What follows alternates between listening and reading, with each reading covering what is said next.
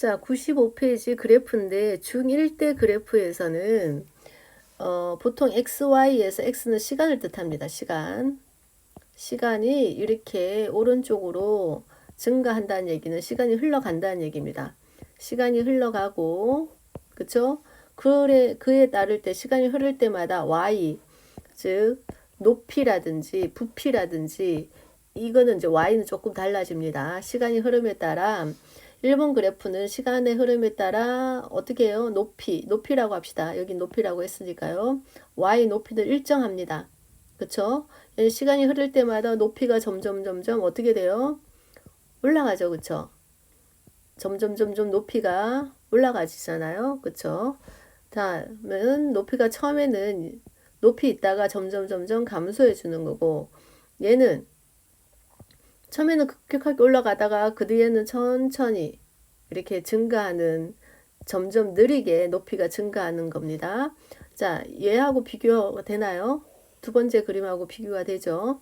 이 두 번째 그림은 일정하게 딱 직선이 된다는 얘기는 일정하게 올라갑니다. 일정하게. 얘는 일정하지 않아요. 근데 처음에 조금 쑥 올라가다가 점점점 이렇게 높이가 높아지는 게 둔화된다는 게 느껴지죠. 다음에 얘는 점점 빠르게, 처음에 늦게 가다가 갑자기 훅 빨라지는 겁니다. 일정하지 않고. 다음에 이거는 점점 빠르게 감소하는 거고 점점 느리게 감소하는 겁니다. 자, 그거는 여러분께서 이해를 조금 쉽게 할 수 있을 겁니다. 어렵지 않게 일상생활에서 생각을 한다 그러면, 자, 물을 가열하기 시작한 후 X분 후에 물의 온도를 Y라고 합시다. 아, 잠깐만. 우리 변수에 대한 얘기를 안 하고 왔네요. 변수. 여기 변자가 변한다는 얘기입니다. 수가 변해요. 자, X, Y 쓰는데 왜 변수 X, Y, 보통 X, Y를 많이 쓰는데 이게 뭐냐면 X의 1, X의 5 이렇게 많이 봤죠. 그쵸? 이러면 이 X의 1이 될 수도 있고 5가 될 수도 있고 막 변하죠. 근데 X란 숫자, X에 넣을 수 있는 숫자가 막 변해요. 그래서 이런 문자들을, 숫자를 넣는 문자들을 변수라고 합니다. 그러면 그래프는 두 변수 X와 X축, Y축이죠. 우리 배우고 왔죠.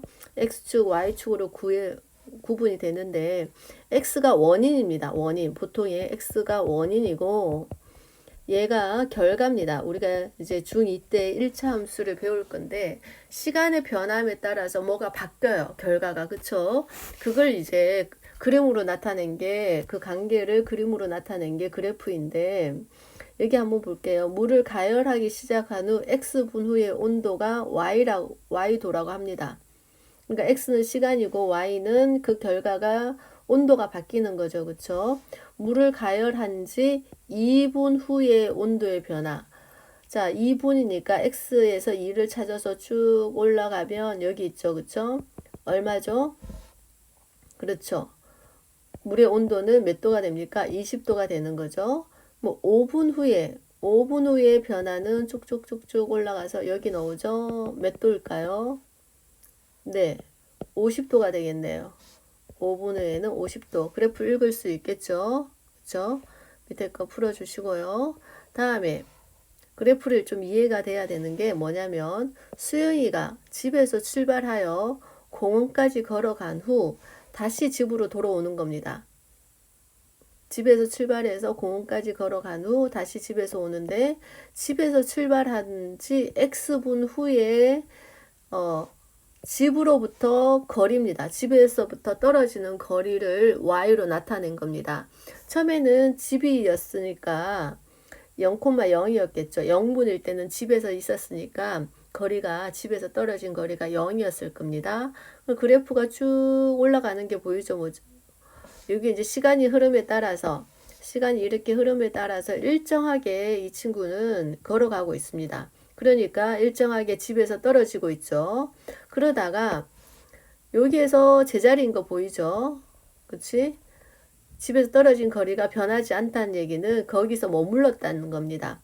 공원에 도착했겠죠? 공원에서 머물다가 이제 점점점 얘가 시간은 이렇게 가고 있는데 거리는 떨어져 있는 게 보이죠. 그쵸? 점점점 집까지의 거리가 어떻게 돼요? 좁아지고 있다는 얘기죠. 그러면 여기서도 알 수 있는 게 뭐냐면 얘가 일정하게 가는데 갈 때보다 올 때가 아주 빨리 돌아왔다는 거, 급격하게 속도를 높였다는 걸 알 수 있습니다. 왜냐하면 시간이 같은 거리인데도 갈 때는 4분이 걸렸는데 돌아올 때는 몇 분이 걸렸습니까? 2분이 걸렸죠. 그럼 이건 나중에 이제 속력도 구할 수 있습니다. 우리 거속시에서. 그쵸? 거속시 해가지고 속력도 구할 수 있고 갈 때 속력도 알 수 있고 얼마 동안 머물러 있는지도 알 수 있고 올 때 속력도 알 수 있습니다. 그래프에서. 아주 많은 걸 한꺼번에 보여줄 수 있죠. 자, 집에서 출발한 지 3분 후에 집으로부터 거리를 구하세요.